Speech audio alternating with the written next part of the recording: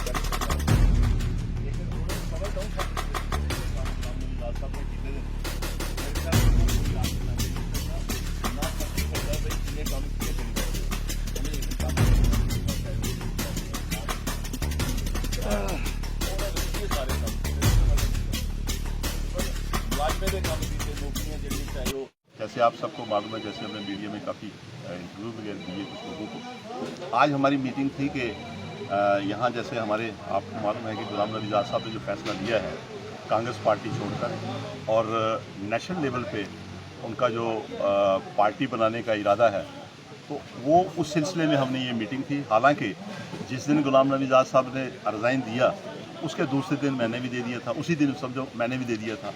और उसके बाद मेरे को देखते हुए, क्योंकि मैं सिर्फ वहाँ अपना क्या नाम है इसका दिल्ली में था, तो इन्होंने भी सब लोग जितने हमारे पौनी ब्लॉक के लोग थे, सरपंच या और जितने भी कमेटी के लोग थे, उन सब ने अपने जो मेंबरशिप से और पार्टी से रिज़ाइन दे दिया था मेरे बगैर पूछे ही, मेरे बगैर समझे ही। और आज मेरा खुद मन था, जैसे मैंने कल कटरा में जो 200-400 लोग थे उनसे मीटिंग की, उनको भी कहा हमने कि आपने बड़ा आजाद साहब की तरफ से शुक्रिया, मैं अपनी तरफ से शुक्रिया किया कि आपने गुलाम नबी आजाद साहब के साथ चलने का फ़ैसला किया। और इन्होंने खुद कहा कि हमने पहले ही फैसला ले लिया जहाँ पे पौनी ब्लॉक के अंदर। और सबसे बड़ी बात यह है कि यहाँ तक इन्होंने लोगों को भी कहा और ख़ुद भी, यहाँ तक मैं समझता हूँ कि अगर आप यहाँ पर देख लेंगे 200-300 आदमी यहाँ पे है, वो इस नज़रिए से है कि गुलाम नबी आजाद साहब ने यहाँ रियासत जम्मू कश्मीर के अंदर तो काम किए थे, लेकिन ख़ासकर रियासी डिस्ट्रिक्ट के अंदर जो उनकी निशानी है या जो उन्होंने काम किए हैं, जैसे आप देखते हैं कि रियासी में यहाँ डिस्ट्रिक्ट बना तो मेरे ख्याल कोई सोच नहीं सकता था कि डिस्ट्रिक्ट बने अनाउंस होगा। डिस्ट्रिक्ट भी बना और जो सेक्टरेट बना हुआ है उसके लिए कोई सोच ही नहीं सकता था कि यहाँ सेक्टर बनेगा। यहाँ सेक्टरेट बनाया उन्होंने। यहाँ पे जितनी आप डेवलपमेंट देखेंगे, कॉलेज देखेंगे, तहसीलें देखेंगे, सब डिवीज़न देखेंगे, ब्लॉक देखेंगे, जितने उन्होंने काम किए थे। और हमारा जितना पहाड़ी इलाका था बुमाग का, और वो बुमाग में कहीं सड़क नहीं थी, वो सारी सड़कें वहाँ पे पहुँचाई। आज सबसे बड़ा काम जो यहाँ पर ज़्यादा चर्चा हुई, being a Muslim chief minister, उन्होंने ये खासकर रियासी डिस्ट्रिक्ट के लोगों को, खासकर पौनी ब्लॉक के लोगों को और रुनसू के लोगों को वहाँ जो कारोबार दिया है शिवखोड़ी बोर्ड बनाकर, उसके लिए वो कहते हैं कि जब ये बोर्ड कॉन्स्टिट्यूशनल बोर्ड है, कोई ऐसा बोर्ड नहीं है जैसे कॉन्स्टिट्यूशनल बोर्ड बनाना मीन्स के गवर्नमेंट बनाती है। आज तक किसी भी गवर्नमेंट ने किसी भी सरकार ने कॉन्स्टिट्यूशनल बोर्ड नहीं बनाए थे। चाहे वैष्णो देवी का बोर्ड बना था, वो गवर्नर रूल में गवर्नर ने बनाया था। अमरनाथ जी का बोर्ड बना था, गवर्नर रूल में गवर्नर ने बनाया था। उसके बाद बाकी सरकारें बनाती हैं। लेकिन ये जो बोर्ड बना है शिवखोड़ी का, ये गुलाम नबी आज़ाद साहब की देन थी। और ये सारे लोग इस बात से हैरान थे कि बीइंग जैसे मुफ्ती साहब के पास जब फाइल गई तो उन्होंने पीछे कर दी थी। लेकिन गुलाम नबी आज़ाद साहब यहाँ खुद आए, लोगों को पूछा, लोगों ने कहा कि यहाँ की डेवलपमेंट, यहाँ की तरक्की होनी चाहिए। और उन्होंने पूछा कैसे तरक्की हो सकती है। उन्होंने कहा ये ऐसे तरक्की हो सकती है कि अगर आप यहाँ पर बोर्ड बना दें, यहाँ का पैसा इकट्ठा हो, यहाँ यूटिलाइज हो, उसका कॉन्स्टिट्यूशनल बोर्ड के अंदर कुछ चीज़ें ऐसी हों जो इन सब लोगों को फ़ायदा हो। हालांकि उसके बाद बोर्ड बनने के बाद यात्रा बढ़ी, पैसा बढ़ा, कारोबार बढ़ा, लोग खुश हैं। काफ़ी लोगों को फैसला, चाहे उसमें हिंदू है, मुस्लिम है, सिख है, रनसू से लेकर आप कटरा तक देखेंगे, दाएं बाएं सब जगह पे ढाबे, रेस्टोरेंट सब खुले हुए हैं। ट्रांसपोर्टेशन को फ़ायदा, काफ़ी लोगों, यहाँ कह रहे थे 50,000 लोगों को फ़ायदा, मैं कहता हूँ इससे भी ज़्यादा लोगों को फ़ायदा है। लेकिन आज़ाद साहब के जाने के बाद आज 12 साल 14 साल हो गए, 2 MLA यहाँ पे रहे, मेंबर ऑफ पार्लियामेंट 2 दफ़ा बने यहाँ पर, जो अभी सेंटर में PMO में है। लेकिन शिवखोड़ी की स्थिति वही की वही है जो वहाँ हम छोड़ कर गए थे, आज़ाद साहब छोड़ कर गए थे 2008-9 में। इन सब लोगों को यही उम्मीद है कि गुलाम नबी आज़ाद साहब आएंगे, यहाँ उस श्राइन बोर्ड का जो कॉन्स्टिट्यूशनल बोर्ड है उसके अंदर जो प्रोविज़न है, जैसे इनकम भी बढ़ सकती है, वहाँ इंटरेस्ट कोई नहीं लेता है। वहाँ पे जो कॉन्स्टिट्यूशन के अंदर प्रोविज़न है कि यहाँ पौनी ब्लॉक के अंदर यूनिवर्सिटी बन सकती है, उसके लिए उसमें प्रोविज़न है 25% पैसे इन चीज़ों पे लग सकते हैं। अगर आप पढ़ेंगे, उसको वर्कआउट करेंगे। मुझे पर्टिकुलर इतना याद नहीं रहा कुछ चीज़ों का, बहुत सी चीज़ें ऐसी हैं, और खासकर यूनिवर्सिटी की तो है ही है। और मैं समझता हूँ कि जब ऐसे इंस्टीट्यूशन बने हों, जैसे वैष्णो देवी श्राइन बोर्ड बना है, तो यहाँ भी बनना चाहिए। और बहुत से लोग, जैसे हम ये बात कहते हैं, तो मेरे ख्याल कुछ लोगों के गले में बात उतरती नहीं, क्योंकि हम जब आज़ाद साहब की तारीफ़ करते हैं, हालांकि पीछे दिक्कत थी कि कांग्रेस की वजह से नहीं करते थे, लेकिन समझता हूँ कि जहाँ तक आज़ाद साहब के आने की खुशी है, आज सबसे बड़ी बात यह है कि वो ऑल इंडिया लेवल पे पार्टी बनाएंगे और रियासत जम्मू कश्मीर उनका पहला फोकस रहेगा। और हमें यकीन है कि जिस तरीके का यहाँ पौनी में, जिस तरीके का रियासी डिस्ट्रिक्ट में, या जिस तरीके का सैलाब चारों तरफ से आ रहा है, रोज़ देखिए आप मीडिया, सोशल मीडिया, टेलीफोन, क्या नाम है इसका, पेपर, इलेक्ट्रॉनिक मीडिया, जो न्यूज़पेपर है, इन सब पे भरा हुआ है।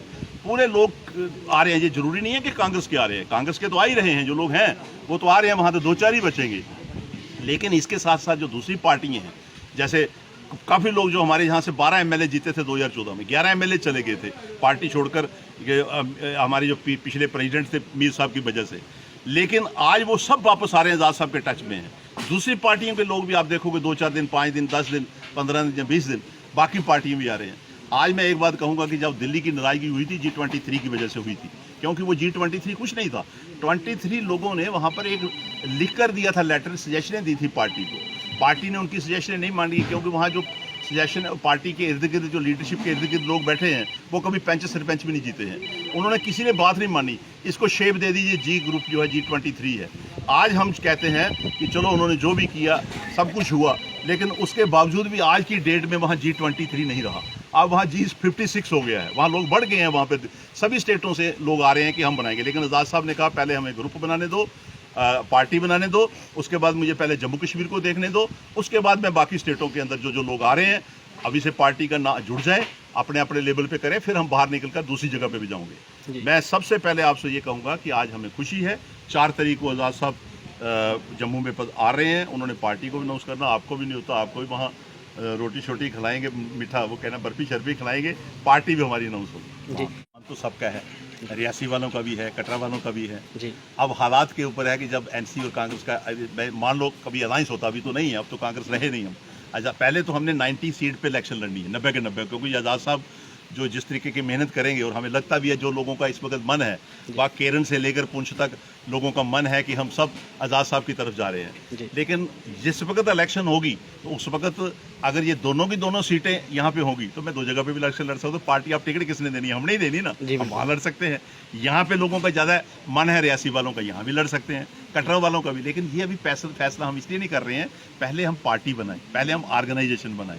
हम आपस में बातचीत कर सकते हैं कि कहाँ लड़नी कहाँ नहीं लड़नी, लेकिन हो सकता है कल को किसी के साथ हमारा अलायंस हो जाए, तो जब अलायंस हो जाए तो कौन सी सीट उनके पास चली जाए। तो ये बात अभी इस वक्त ये चीज़ सोचने की नहीं है। अभी सबसे बड़ी बात जो हमारे लिए चैलेंज है कि अगर पार्टी बनती है, हम अपने बूथ कमेटी कैसे बनाएं, हम OBC का कैडर कैसे बनाएं, ST का कैसे कैडर बनाएं, SC का कैसे कैडर बनाएं, या NSUI का कैसे, ये सारे कैडर बनेंगे, सारी पार्टी बनेगी। जिस वक्त पार्टी बन जाएगी, पार्टी अनाउंस होने के बाद आपको लग जाएगा कि कहाँ पे, और जहाँ आपको सूट करता होगा कि जहाँ से मैं जीत सकता हूँ, आप कहेंगे, सब लोग कहेंगे मैं वहाँ जाऊँगा, मुझे क्या। जी, थैंक यू सर।